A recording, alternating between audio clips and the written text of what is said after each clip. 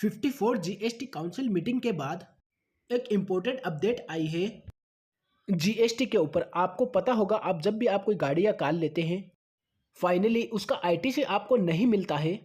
17 subsection 5 block करता है आपके आईटीसी को।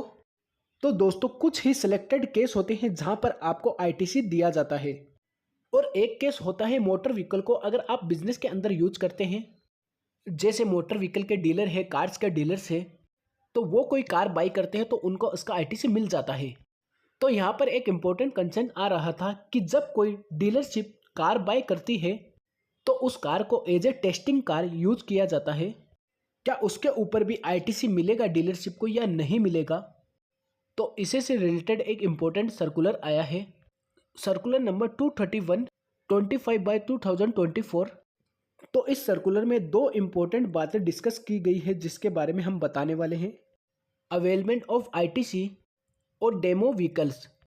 आपने देखा होगा कि कई व्हीकल डेमो के रूप में रखे होते हैं और कई व्हीकल टेस्टिंग के रूप में होते हैं।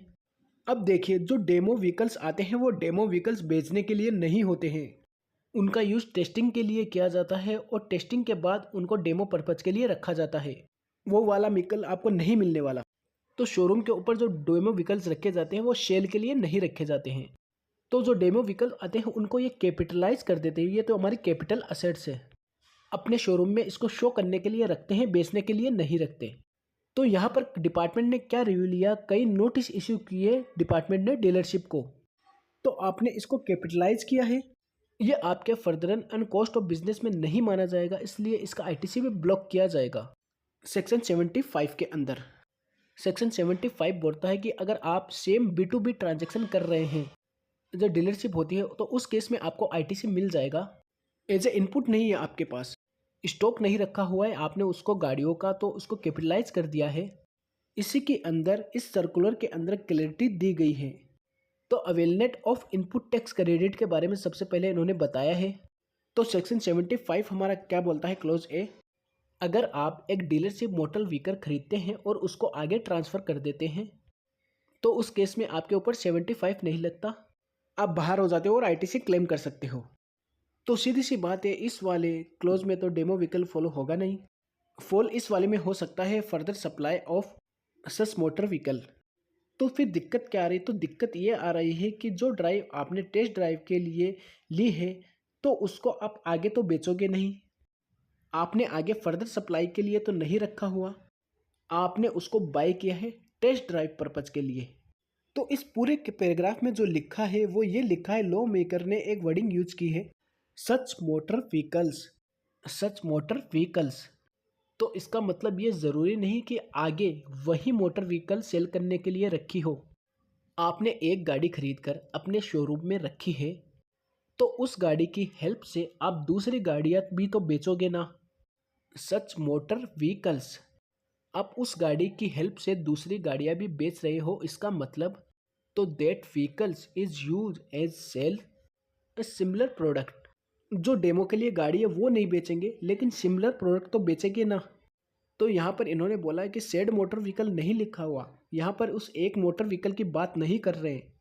लॉ मेकर कर रहे हैं कि अगर आपने वो व्हीकल परचेज किया तो उस व्हीकल से आप सिमिलर चीज़ें भी बेच रहे हैं, सिमिलर नेचर की। तो इस डेमो व्हीकल को यही माना जाएगा कि ये बिजनेस पर्पज के लिए यूज हो रही है, और जो पॉइंट नंबर ए है हमारा उसके अंदर ये फॉल कर रही है, further supply of such motor vehicle. तो इसी से रिलेटेड यहाँ पर दिया हुआ है। इसके साथ साथ एक इशू यहाँ पर और क्लियर किया हुआ है। पहला पॉइंट ये क्लियर हो गया कि आपको आईटीसी मिलेगा। कई केसेस में क्या होता है कि उस डेमो व्हीकल को as a capital assets book कर लेते हैं। अगर कैपिटल असेट्स आप बुक कर रहे हैं तो वो आपकी कैपिटल हो गई। तो क्या उस केस में भी आपको आईटीसी मिलेगा? जी हाँ, उस केस में भी आपको आईटीसी मिल जाएगा। तो उसकी एक्सप्लेनेशन यहाँ पर दी हुई है। पहले गुड्स को एक्सप्लेन किया गया है, फिर कैपिटल गुड्स को एक्सप्लेन किया गया है। जीएसटी के अंदर आपको इनपुट मिल जाता है, जो रॉ मटेरियल होता है उसका भी इनपुट मिल जाता है और कैपिटल गुड्स का भी इनपुट मिल जाता है। तो क्या इस बात से ये फ़र्क पड़ता है कि आपने उस गुड्स को कैपिटलाइज किया या आपने उस गुड्स को एज ए स्टॉक रखा अपने पास? क्या आईटीसी लेने पर अवेलेबिलिटी पर कोई फ़र्क पड़ता है? तो जीएसटी में कोई भी फ़र्क नहीं पड़ता। जीएसटी के अंदर आपको इनपुट का भी आईटीसी मिल जाता है, सर्विस का भी मिल जाता है और कैपिटल गुड्स का भी मिल जाता है। आपने उस डेमो व्हीकल को, अगर आपने कैपिटल गुड्स एंटर किया अपनी बुक्स में या फिर स्टॉक में अंदर एंटर किया, एज ए इनपुट स्टॉक आपने एंटर किया, तो उससे किसी भी तरह का कोई फ़र्क नहीं पड़ेगा। तो आप उसका आईटीसी ले पाएंगे इवन आपने उसको कैपिटलाइज किया हो। तो ये 2 पॉइंट यहाँ पर क्लियर किए गए हैं। एक बहुत ही बड़ी गुड न्यूज़ है डीलरशिप के लिए, क्योंकि डिपार्टमेंट की तरफ से कई नोटिस यहाँ पर इशू किए गए थे।